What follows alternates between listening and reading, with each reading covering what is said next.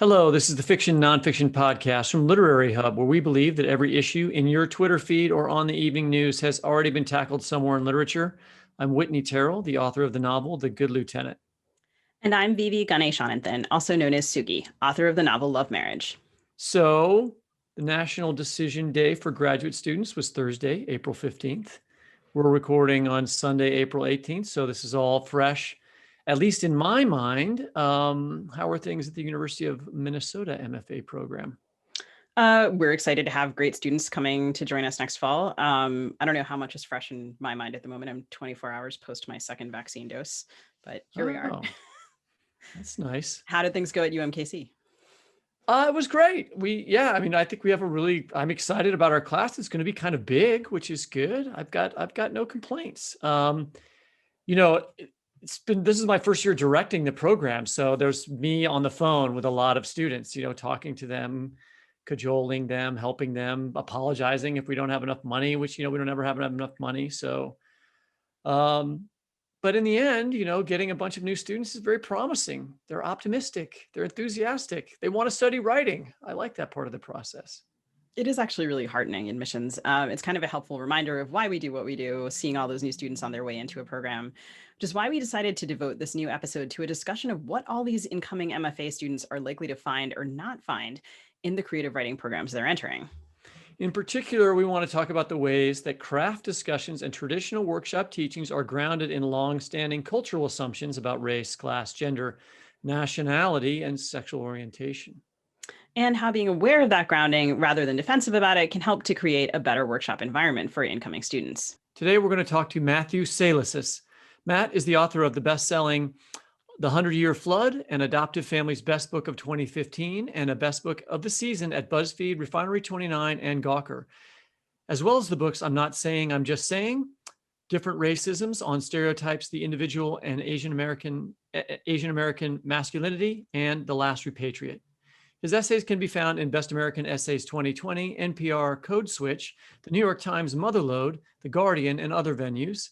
Today he's here to discuss Craft in the Real World, an Esquire Best Book of 2021, which explores alternative models of craft and the writing workshop, especially for marginalized writers, and his latest novel, the Faulkner finalist, Disappear, Doppelgänger Disappear, a Thrillist.com Best Book of 2020. Welcome to the show. Thanks for having me. Sorry if my kids interrupt. I just heard them coming downstairs. My kid's playing Rocket League in the next room, but he's told to be very quiet and not celebrate. Okay, so one of the very first phrases in your book that made me smile was this one. The mystical writer uses the myth of his genius to gain power. He benefits from keeping up the illusions that he has a natural talent and that writing cannot be taught. I feel like I met some of these people when I was going to school. Yeah, me too. The mystical writer con is the very first thing that I would teach any incoming MFA student to be wary of, not to do. Why do you think it's so prevalent in the writing world? I think it's, just as I wrote, it's easiest and best for the mystical writer to feed the myth. Sometimes I read these interviews and I'm like, I don't know if this is made up or not, but it seems like it's just like building the myth up so that you continue getting these gigs where you can speak about craft without actually speaking about craft and make yourself look like a genius. I mean, that's a kind of cynical way of looking at things, but I'm usually a pretty cynical person. I think it's true. I also think there's a weird way in which the industry is complicit in that, like biographies, are mythologizing instruments, even sometimes interviews, I am thinking, as we're having this conversation, about many years ago, I was at a reading where, I heard about a reading from a friend where a writer came in and basically sort of put on a really extravagant performance. And then that writer came to the school where I was teaching, and I was sitting next to a colleague in the back row. And I said, God, I wish I had a persona. He was like, Sugi, you're hired to do work that maybe you wouldn't be hired for if you had this person's persona. And I was like, okay, a really good point. And yeah, there is this kind of, I don't know, there's a way in which we want, of course, it's fun to look at magic, but then there are writing is teachable, and your book gets at this in really wonderful ways there are a lot of craft ideas in workshop that are generally thought of as objectively true, like the difference between round and flat characters, or the validity of Freytag's pyramid of rising action, climax, falling action, denouement. But you have a really interesting thought experiment early in the book that suggests how even these truths are culturally determined. I should say, my fiance writes about Korean cinema and literature. And so like I found all of your examples like super useful. Could you take our listeners through your query culture versus ask culture example? Yeah, sure. So the example is just kind of looking at a simple craft rule that I also teach, and that I think it's a pretty good thing to teach students if they're kind of writing within our culture, to readers within our culture, which is that using um, the words say and ask, the dialogue tag say and ask instead of other dialogue tags, is a way to kind of shift the focus from how somebody's saying something to just who's saying it, right? And because we read a lot of the words say and ask, they become sort of invisible words, or we read over them without really registering them that much. Whereas like if you wanted something else to happen where the emphasis would be on how it's being said, like whispered or something, then you would use that dialogue tag. But kind of standard case is say and ask for those reasons. The query and I can't remember, comment maybe is what the other one is. It's an experiment to think about, like if we just use the words query and comment more often, or stated and questioned or whatever, then those would be the invisible words, of course, and those words would be the most easy words to put in there so that people kind of don't register, or less register how something's being said, and just kind of more register who's saying it. And these things work because we read a lot of fiction. I mean, I think most, when we think about in the workshop, like when we're thinking about like how the reader reacts to different things, we're thinking about a reader who reads a lot of fiction and so understands certain things about fiction without being told them. But of course, that's within like a specific literary tradition.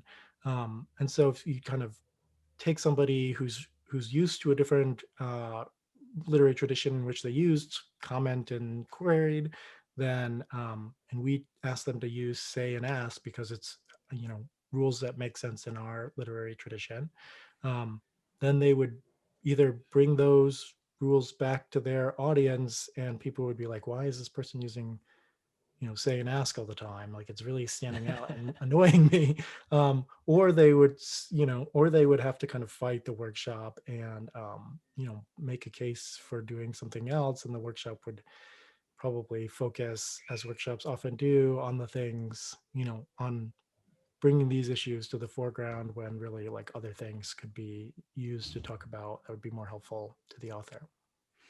Now, Matthew, I want to make clear about one thing. You are not advocating that we get rid of attribution, because I am having a devil of a time teaching my students how to just use it at all. We're going to keep that, right? Is it like a screenplay thing? I sometimes think like some of the things, that I see, especially like my undergrads coming in with, are like things that they're getting from like watching a lot of TV and movies. Where like, this is mostly on the undergraduate level. Our grad students are fine, right? But like I do find that undergraduates, they're like, I'm like, look, you have to, this is how you have to have, he said or she said this thing, and there's a comma, and then, and they're like, no one's ever taught us that. I'm like, why is this not happening? This is totally off subject. I apologize. It's just a thing for me. But when I was reading about your attribution thing, I was like, yes, I agree. But can we also please just teach attribution period at all in any way? I mean, it's a choice, right? It's like any other choice. You're choosing whether or not you actually, whether you want emphasis to be put on people being able to clearly understand who's speaking in which case, or whether you're, feeding into, I don't know, whatever you want to do, where you don't attribute things. Maybe you kind of want the confusion of a messy conversation between multiple people, maybe, whatever. But like consciously, I think the idea you're speaking to is people are just not doing anything consciously, and so like to make the choice, we want to make the choice for reasons that we have.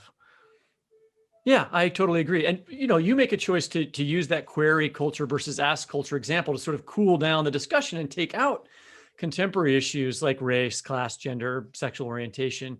But of course, the way a white majority workshop, which describes most workshops in America, approaches, say, a writer of color is very relevant to the discussion here. You were born in South Korea and adopted by American parents, so you're writing from a position of experience with this. I wonder if you could read to us a little bit about that dynamic. So I'll just read a little bit from around page 10, which is in the Pure Craft is a Lie chapter. Writers of color in a workshop where the craft values are implicitly white, or LGBT writers in a workshop where the craft values are straight and cis, or women writers in a workshop where the craft values are patriarchal, and so on, are regularly told to know the rules before they can break them. They are rarely told that these rules are more than just craft or pure craft, that rules are always cultural. The spread of craft starts to feel and work like colonization. Let us take a look at one final example focusing on the use of sensory details. Fiction writers are often taught the three following strategies for using sensory details in their stories. 1. Choose striking or lasting or unusual or so forth details. 2. Leave out unnecessary or common details. And 3. Defamiliarize the familiar. Imagine that one of the three writers of color in the workshop submits a story about characters of color. Okay, there must have been some kind of a imaginary workshop here where you've got like maybe 9 white writers and 3 writers of color.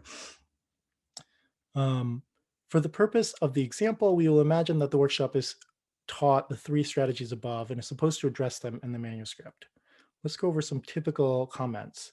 Since these are comments I have heard and or experienced firsthand, let's pretend the story is about Korean Americans in Korea. We'll explore 2 separate possibilities, one in which the writer takes the advice of cultural craft, and one in which the writer resists that craft. For convenience, let's start with the first 2 strategies and come back to the third later. So, say the writer has taken the first 2 pieces of advice, choose striking details and leave out common details. He's included what he thinks are striking details, the fish a man is taking home on the subway, the man's incorrectly buttoned coat, the smell of unwashed bodies, the slickness of the bodies pressed close, all details which will be important to some kind of plot concerning the man with the fish. And he has left out other details that are unnecessary to the story. In this scenario, it would not be surprising to hear the workshop say that the writer has not done the things that he in fact did, i.e., including unusual details and leaving out unnecessary details. The other writers might suggest he include details like, an extreme example, passengers eating kimchi in their box lunches. This seems like a reasonable suggestion to them because the strategies for using sensory details assume a white audience and white cultural norms.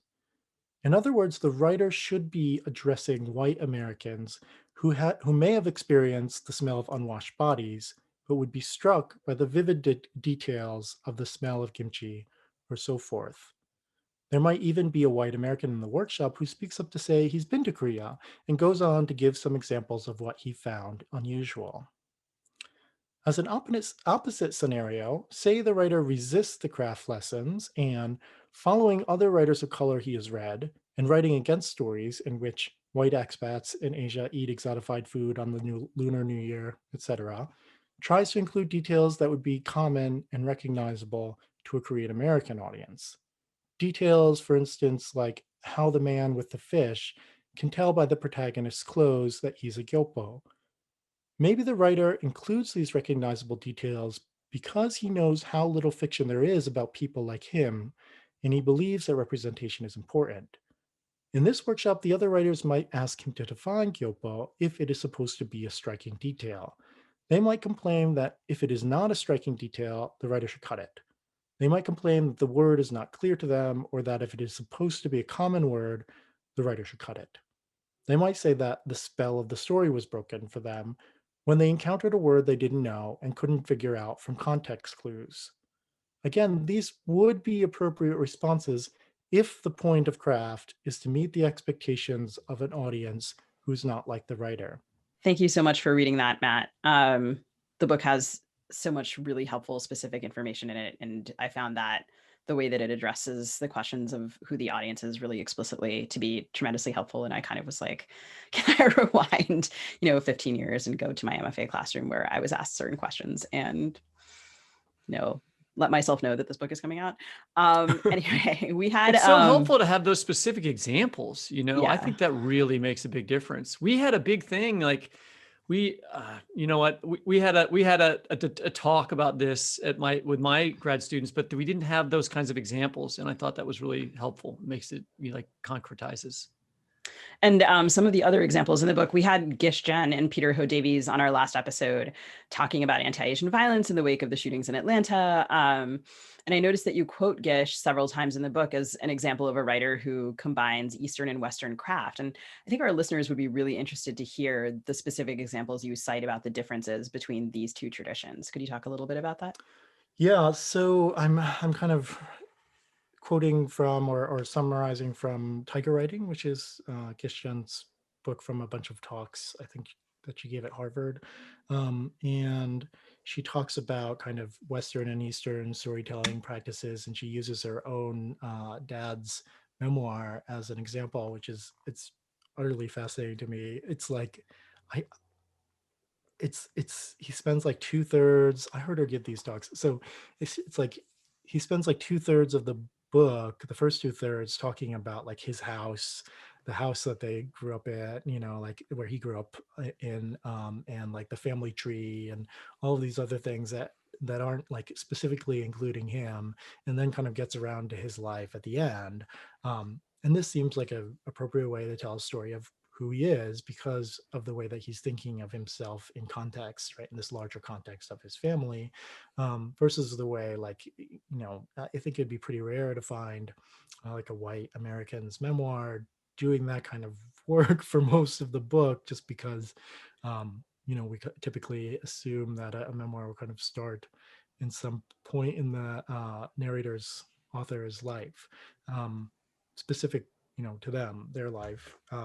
And then there's also something that I found really interesting about, like, what does she call it? That's like specificity of scene or something, where she talks about how there's a study where white readers and Asian readers read a passage in which a character does a bunch of things and count how many actions happen. And white readers count every single thing that happens as one act, as each thing as an action. And Asian readers tend to count a few things that seem to happen together as an action. And, and so there's she calls it episodic specificity. And so that there's a different sense of like what constitutes an episode or not.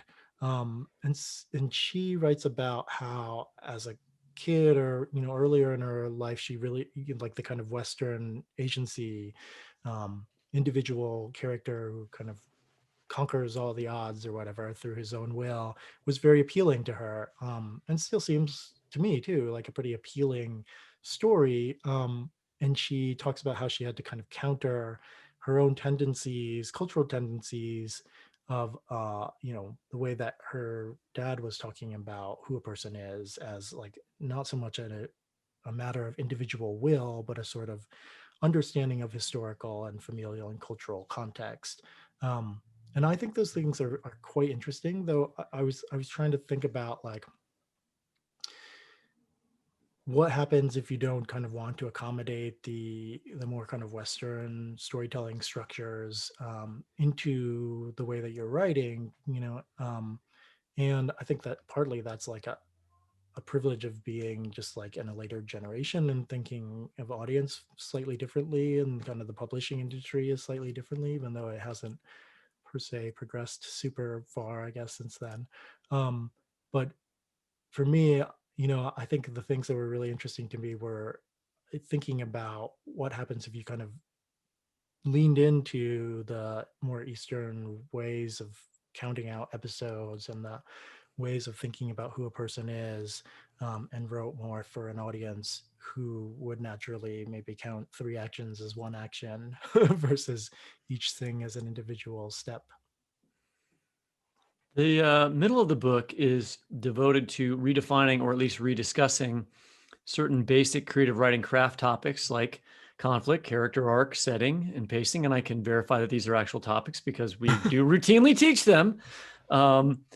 We are not going to be able to go over all these here, although I would encourage listeners to check it out, and check out the book generally. but I wondered if you could redefine one craft topic that is near and dear to my heart only because I really suck at it, and that is plot. It's what literary writers often say. So the idea of plot that I am kind of trying to put forward or define and redefine in the book is one that focuses more on like what we do about consequences. And I think I say acceptance or rejectance or rejection of consequences. And for me, there's a kind of battle raging in my imagined uh, idea of history in America between the sort of like individual agency on the one hand, free will, and the kind of much more fate-oriented idea of things that happen to us, circumstances kind of dictating much more of our lives. Like Jen, I kind of grew up with these stories, both in books and in life, and my parents and my family and my friends, where I was supposed to be able to kind of conquer all problems through my own decision-making power, and I found it pretty difficult to do this, because no matter how much I thought that I was white, which was kind of a real and lived thing for me as a kid, it didn't really translate to how other people saw me and how I was treated. Um, and much of my life seemed kind of to have been taken from one track and put on another track completely, which was, obviously not a matter of free will. And so my kind of experience of being in the world seems much more about circumstances, much more about kind of power and context and history and war and violence and racism and all kinds of things. Those things seem to have much more kind of effect on the consequences that I either have to accept or reject. And I think I was trying to kind of create definitions that could hold these various ways of thinking about plot, so on the one hand, the kind of agency, complete agency, and on the other hand, complete fate, and probably more often for people somewhere in the middle. And so I was trying to kind of find out like what was the operative thing that was happening here. It seems to me one of the things I talk about a lot with my classes is consequences, right? Just kind of thinking more about what happens because something happens, or what do we have to do because something happens to us, or when we do something, like what are the consequences of those things, and kind of not only in the fiction workshop but just like in life in general. And it seemed like a way that a definition could kind of accommodate these different plot theories or whatever, was through thinking about what happens, what do people do with the consequences, like how much do we resist those consequences, how much do we kind of like just accept that they're a part of our lives, like how much do they affect the next thing that we do or think or feel. That's great. As you're talking both about the individual and collective and the way that we understand action and the way that we think about like agency, I think that this also, of course, and the book gets at this in different ways, like to think about psychological realism and interiority and the kind of terrain that takes up. And, the examples that I'm thinking of here, where there are books that fall outside this, like The Handmaid's Tale, right? Where there's this character that so many people have latched onto with such great attachment, who has a very limited set of choices. Or I remember many years ago, and I haven't freshly watched this, so I hope my reference is right, but I remember watching the movie Drumline and having a real expectation of, I know it's like an example out of left field, but like having this expectation that the hero of the movie was going to like, in a really individual way, kind of like quote unquote win at the end of the movie. I must have been a teenager.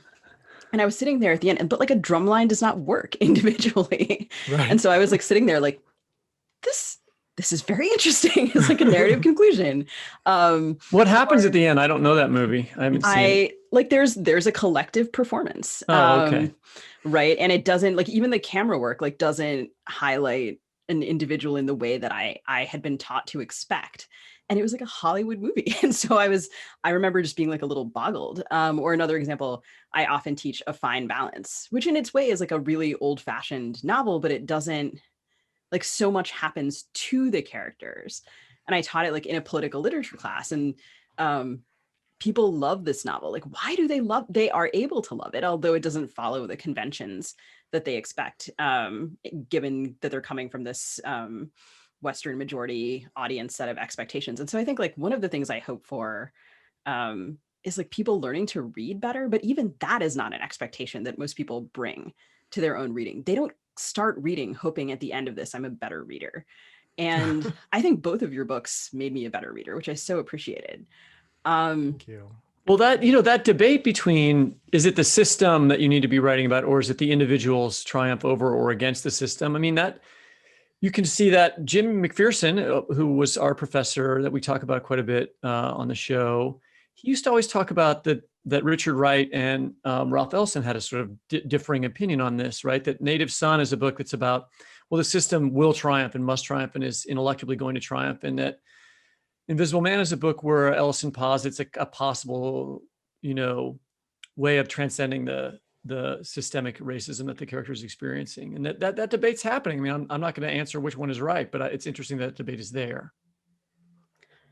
So your book also has this really marvelous section critiquing the decentering of the author in the workshop, which I think is one of the hottest topics about the workshop at present. And I wonder if you could talk a little bit about what that means and how that connects to this discussion of race and privilege within the workshop.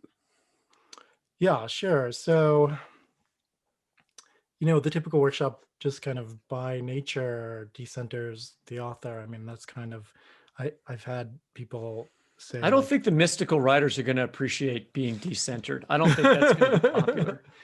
Well, the mystical writers probably don't do a lot of workshopping. They kind of probably believe in their own genius, right? The workshop, could be a thing where you like the author doesn't even really need to be there. A colleague was saying to me the other day, like maybe they could just tape the workshop and then play it for the writer later, because they're so not a part of the workshop at all when you're just kind of being silent and sitting there while other people are talking about the work, as if you aren't the writer of the work and have nothing to say about it. And the basic idea is trying to just get the author back at the center of the workshop and invest the power of like feedback and criticism and process back into the author themselves. I mean, who's writing the story is really the question at hand. I think it's a pretty simple. I mean, I honestly think it's a really easy, well, not easy, but simple thing to consider and like a very quick decision to make, to think, oh, maybe the author should be at the center of their own workshop. I mean, that's led, I've been thinking about this a lot in recent years, and people have been talking about it. I've seen a lot of, I feel like Beth Wynn, who's a friend of ours who has been on the show, has written about it a fair amount on social media. And I started to read books about it, and it's changed the way that I do the workshop, and it seems easy, the other thing is like to resist that idea, that of these, to resist your idea that you should stop decentering the author. You have a line here: for more privileged writers, their decentering in the workshop is countered by their centering in the rest of the culture. So it's easier if you're the majority to sort of be quiet and stay out of the way. But if you're a minority student and suddenly you're having a group from the majority discuss your work, and perhaps not in the most intelligent way ever, that is a more difficult project, it seems like to me. Yeah. So, I mean, I think a lot of people, I have a few pet theories on this topic. One is that That's what you're here for. one is that like it makes a sort of sense for the workshop to be silent and for somebody to kind of listen to their peers talk about the work if like everybody's basically got a very similar cultural background.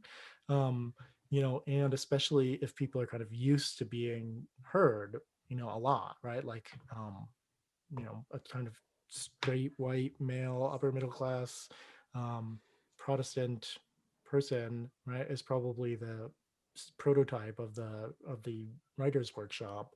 And in that context, it might be useful for somebody to say, shut up and listen to 11 other people very much like them who are their ideal audience, tell them what they see in the work. So maybe the mystical writer would be okay with the decentering. I was wrong at the beginning in my Well, I joke. don't know if the mystical writer would be aware that their race was even a part of the work. You know what I mean? Oh, that's for sure.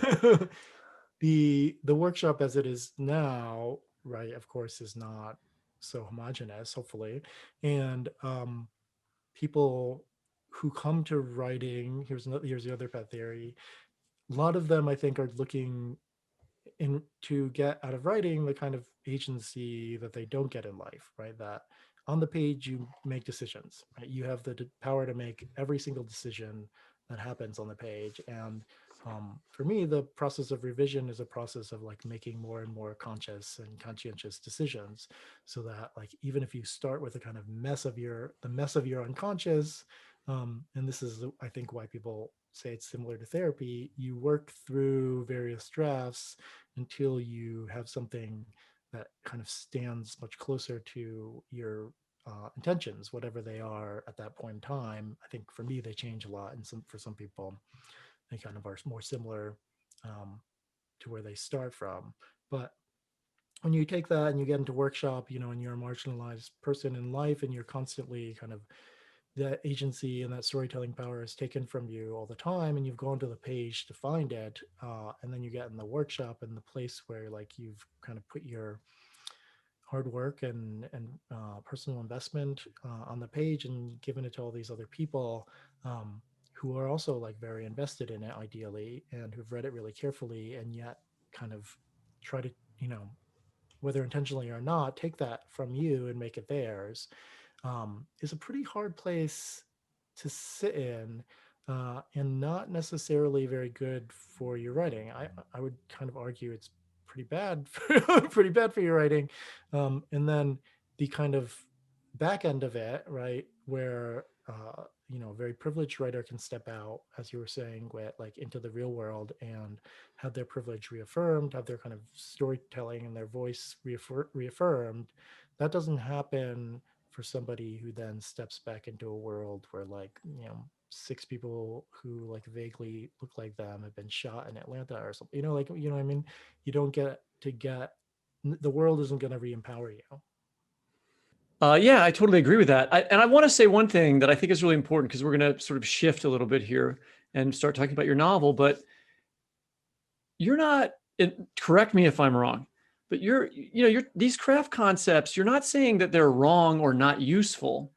You're saying that, and you say this very specifically in one line in the book early on, like it's only wrong if you say that they're the only way to teach craft, right? This is a way, and there are other ways, right? And I think you're trying to open up the minds of teachers to see that, yes, these are useful tools, but they are not the only tools. And to center them as the only tools is to not be teaching as well as you possibly can be. Is that correct? Am I understanding that properly? Yeah, you're understanding it correctly. And I think just for writers in general, like kind of freeing us to think, oh, but like if we're doing this other different thing, maybe it's not like just an exception to this rule or like a weird thing. Maybe it has its own tradition and kind of ways that we're entering a conversation that is outside of this kind of main conversation that's happening over here in the workshops. And like we can make a decision about who we're writing for and what conversation we actually want to be a part of.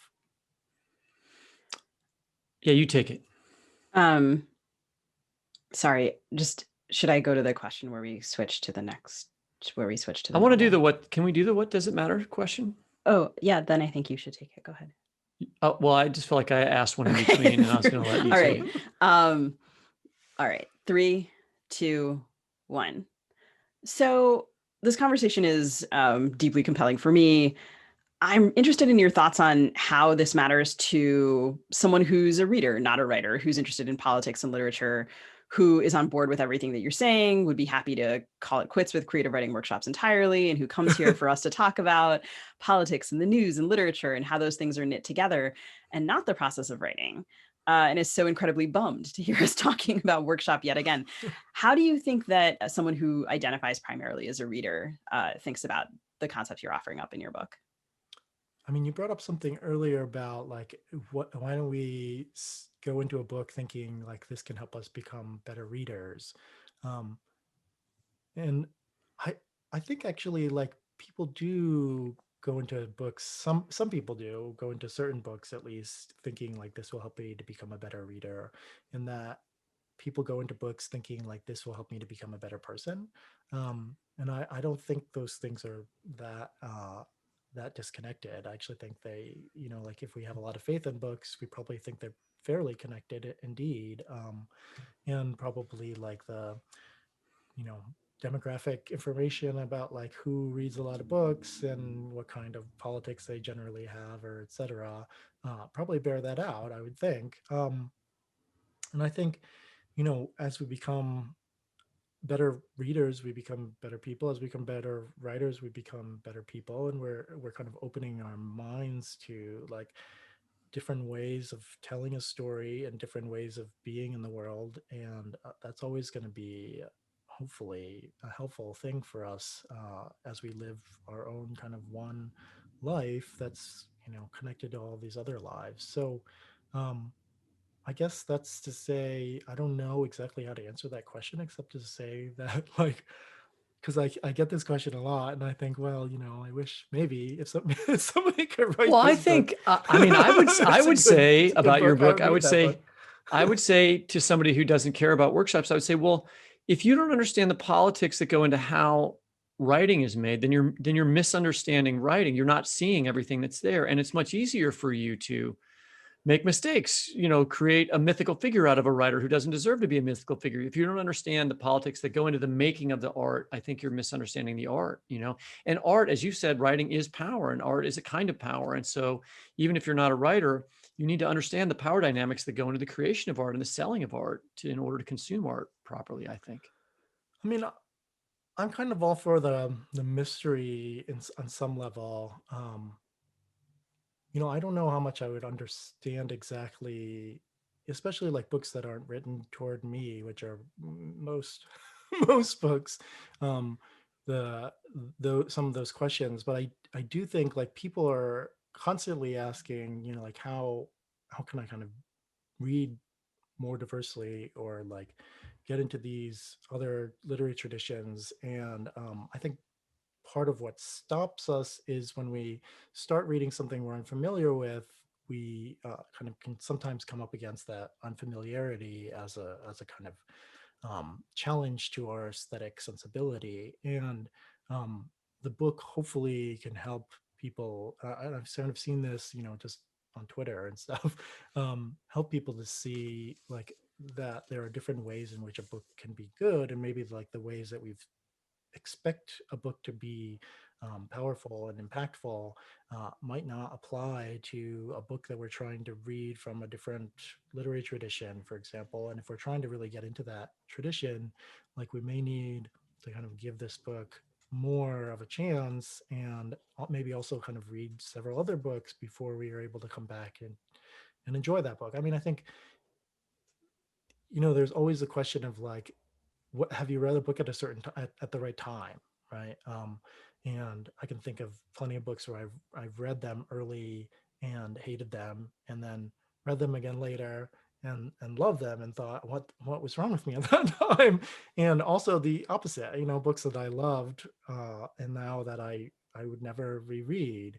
And I think that has a lot to do with like what other things you're reading, right? And how much you've been prepared to understand those expectations, and to accept expectations that are kind of outside of your literary purview or something. So much of what you're saying, I appreciate the more optimistic take about people wanting to become better readers. And I think, your work makes explicit majoritarianism and often whiteness. And I think that my own grumpiness on this count is about my experience of being read by people who expected that I was writing for them when I actually wasn't. And, thanks to Adichie, we talk about the power of the single story. And I think you're also talking about the power of multiple readings, both by different people at different times in different ways. And thinking about being able to appreciate something, even if it isn't for you, which is an experience and knowledge and habit that is ingrained in so many people who are minoritized in some way. and isn't the habit necessarily of majorities. So I'm so eager to talk about your novel, also in connection to some of the things you've been talking about, and also because I think in this way, like it made me, I felt like I was learning a different way to read because of how tightly the story was built. And anyway, I will try not to leap ahead in my enthusiasms, but I wonder if you could read from that novel to take us into our discussion of it. So I'll read from the third kind of chapter section thing here. It's called The Cave. And at this point in time in the novel, Matt Kim, who's the narrator, believes that he's disappearing because people are kind of run into him on the street, don't really acknowledge his presence. One of the examples I like is when he goes to the bathroom in like a long row of urinals, some white dude will just come up and pee right next to him. Even though all the other stands are empty. And at this point, there's been an earthquake, which is a thing that happened to me in Boston, which I thought was very strange. Like, I'm in Boston, why is there this earthquake happening? And a box of toys that he had been buying over the last 3 years for his estranged daughter has disappeared. And so he's going to kind of tell his girlfriend that he's right and he really is disappearing. Things are disappearing. He's been vindicated in this way. I parked on Mount Auburn Street and walked to clear my head. The short stretch of trees before the university could almost fool you into thinking you were in a small town. In the peace between traffic, I could hear bird calls. Then I got to the quaint shops made loud by students. Soon, I regretted coming. Halfway to Harvard Square, the footsteps behind me grew threatening. They kept a beat. My senses expanded in an invisible circle around me. I walked a little farther, and the footsteps kept coming. Finally, I spun on my heels. 20 feet back at the edge of my sense circle, two white dude bros pretended to chat. They wore hats that said something about this country we all lived in, that it wasn't great anymore. Sweat dripped from my palms. I had suffered some damage to my nervous system. I wondered how long the dude bros had been following me. The other day, the news had reported a white man raping and strangling Asian women in New York's Chinatown. Black males kept getting shot by the police. This was the menace we lived with. I wasn't lucky enough to disappear from menace. It was a menace you could sometimes barely see. I stopped to check whether the dude bros would pass, but they stopped too, and honked their hands at a student in a headscarf. In other words, they made convincing dude bros, and this didn't comfort me. I turned right on JFK Street. The dude bros turned right on JFK Street. They talked about bikes with 0 gears, difficulty as a trend. The world wasn't hard enough for them. I tried to walk like JFK, the president, chin level, good Catholic posture, as if going to greet God. I clasped my hands devoutly in front of me and turned into an alley. In my head, I recited, "Ask not what your country can do," etc. I dropped a 10 in the bucket of a brown woman with no legs. When no one followed, I portioned my breath into consistent measures. I listened over my noisy heart. Then I took a series of rides back toward the cave, telling myself there was no reason dude bros would follow me, and two red hats came around the bend. Unless they too had parked on Mount Auburn Street with the plan to walk from there to the cave to get a little air because earlier the toys they had bought had disappeared, they were following me. What was the connection between disappearing and following? I swung my head left as if something fascinating had appeared, and one of them nudged the other. We stood in front of the cave. In the window, my reflection had come an unknowable distance of time and space to meet me. I felt extremely tired, like my reflection's effort had been mine. Before I could censor myself, I asked why the dude bros had followed me. One of them twisted his hat back and forth like, who was I talking to? The other said, "What, you mean us?" "Do you see me?" I asked. "You think you're invisible or something?" I wondered whether that was it. I had mistaken disappearance for invisibility. "Then why are you following me?" The first dude bro touched the second's arm and nodded to go inside, but the second held back. "Wait," he said. "This dude is pissing me off." I pressed my fingers to either temple. "Okay," I said. "Never mind. Maybe it was just in my head. I get carried away sometimes. I've been told I'm not a good judge of people." "No," the second dude bro said. "Tell us more, Charlie Chan. Tell us about your purple tracksuit." He was a hulking specimen, exactly the kind of person who would follow someone, the kind of person who prepared his body to harm another. I looked down at my skinny limbs and frowned. Charlie Chan was a white person, I tried. You make me want to punch you, he said. Make America punch again, I thought. The first dude bro pulled the other's arm and said, come on, he's mental. I stared at my hands. They rubbed each other like two newborn animals. My reflection twitched. One side of my lips lifted higher than the other. The angry dude bro said, dude, this is not over. I never expected anything to be over, though. My hands knew this. I only wanted the world to play by its stated rules. If you minded your own business, why should anyone bother you? Where was the freedom I was promised? When I stopped seeing my family, when I left my job, people called me a quitter, a coward, too proud or ungrateful. But the world could destroy itself on its own. Why did it need me? Suddenly, the angry dude bro turned and spat at my feet. His friend pulled him into the cave. 3 drops of saliva fizzled on the purple velour of my pantsuit, of my pant leg. I had worn the tracksuit to feel better about myself. I waited for the spit to dry and thought about my cool, air-conditioned home. Why do we leave our homes? To be with other people, for better or for worse, for richer or for poorer, in sickness and in health. As they passed me, people kept to the edge of the sidewalk or stepped down into the street. I was marked contagious. I rubbed the fur of my tracksuit on a lamp pole and followed the dude bros inside, pretending to be fine. Fake it until you make it to heaven. In the desert, someone else's saliva is a shower. My girlfriend was not at work. The perv who owned the cave said, Sandra isn't answering her phone. She didn't ask for a night off. I told him that wasn't her name anymore. Her name was Yumi. Maybe that was why she wasn't answering. The fuck are you talking about? He asked. He pointed at my chest. Don't you know where she is? What are you even good for? Thank you so much. Um, I think I I wrote that read. before the pandemic and the, and the like anti-Asian hate and all that stuff, and it just seems so sadly to be talking about now. Yeah, I was wondering about that actually, and that's part of the reason that I, of course, picked that section. I was marked as contagious, and I was reading with Vincent Chin on the brain, in part because of our previous episode and everything that's going on right now. Um, and we talked about Vincent Chin and mistaken identity with Peter Ho-Davies in our last episode, and later in the book. So I had the experience of reading this section and being like, huh, Vincent Chin, and then like reading later in the book and then getting to explicit references to Vincent Chin and sort of feeling like, oh, I was right. And then I was like, not everyone's having this experience that I'm having. And in that incident, of course, and we talked about this again last time, white assailants mistook Chin, who was adopted from Hong Kong, actually, to be Japanese and killed him. And the rhetoric is sort of, you folks are taking our jobs, and they were auto workers.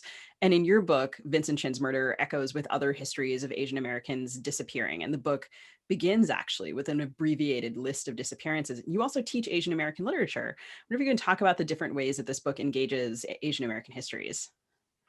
Yeah, so I wanted to write about,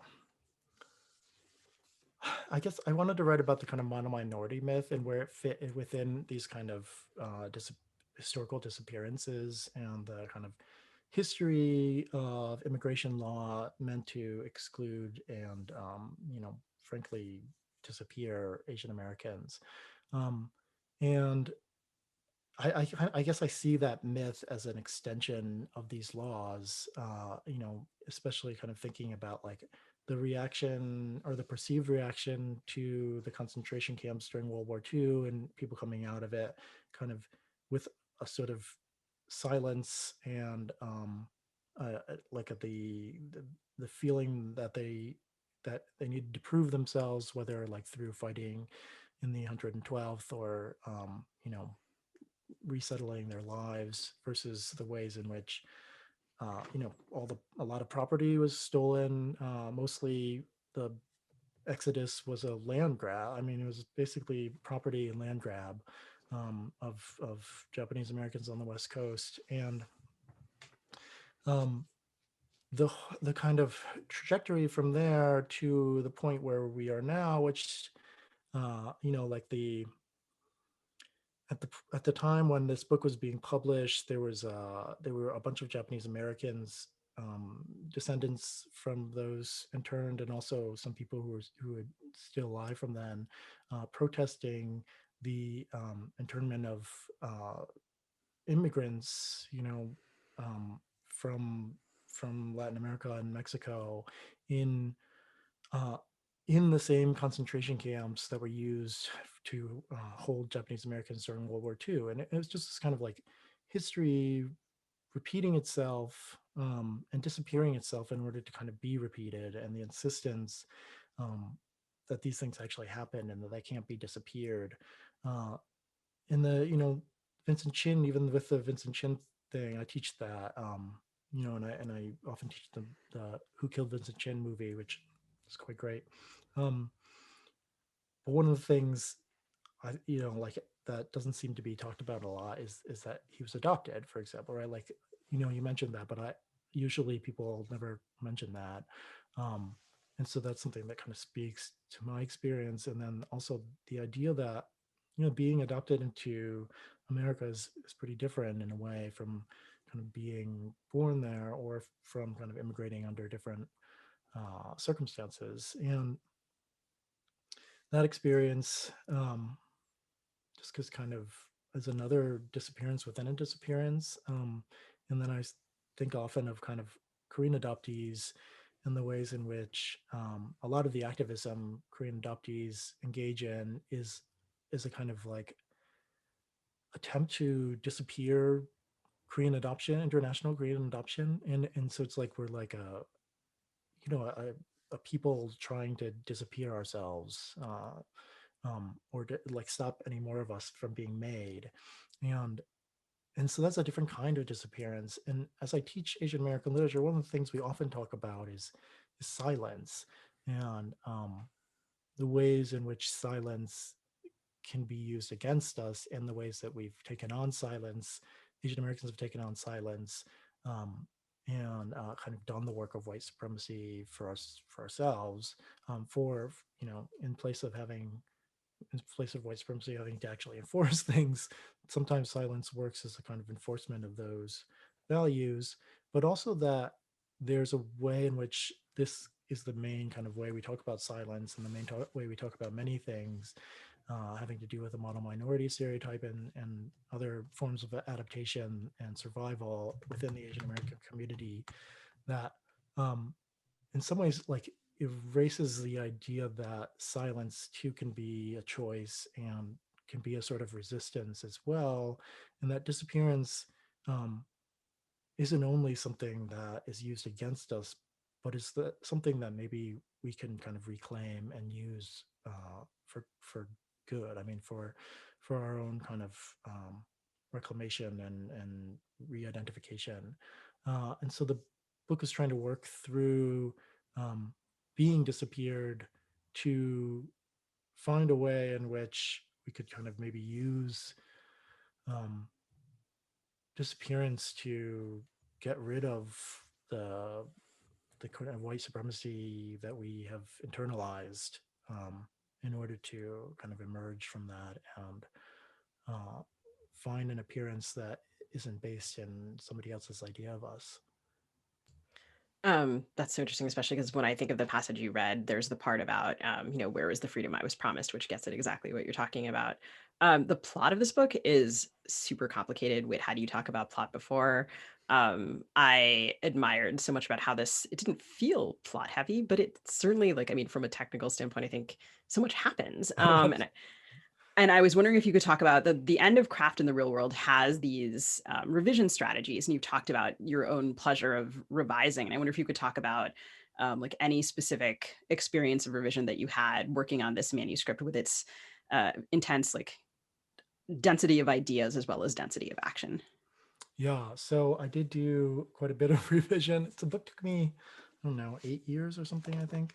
And I most of the revision exercises are things that I personally do and have done. And so a lot of them I did do with this book, for example, kind of like writing down a list of decisions. I did that at various stages, in various drafts, trying to figure out like how these things connected, and how like each decision could have consequences, or people, or Matt would have to kind of deal with the consequences of these different decisions that he had made or other people had made. There was a lot of trying to move things around, trying to figure out what needed to be in scene and what didn't need to be in scene. I was the I guess the best way to describe the plot is something like The Legend of Zelda Ocarina of Time. That's what I was thinking in my head when I started the book. I wanted to kind of work with that two worlds thing, where it's like during the daytime it's one world and at night it's another world. And he's kind of, as I guess not to spoil things, but Matt walks through a wall into another world, and then the other world kind of dominates one part of his day while he kind of returns to our world, or whatever our world is in this book, during the night. And slowly those things kind of switch modes, right? So one becomes a day and the other comes a night, and they reverse.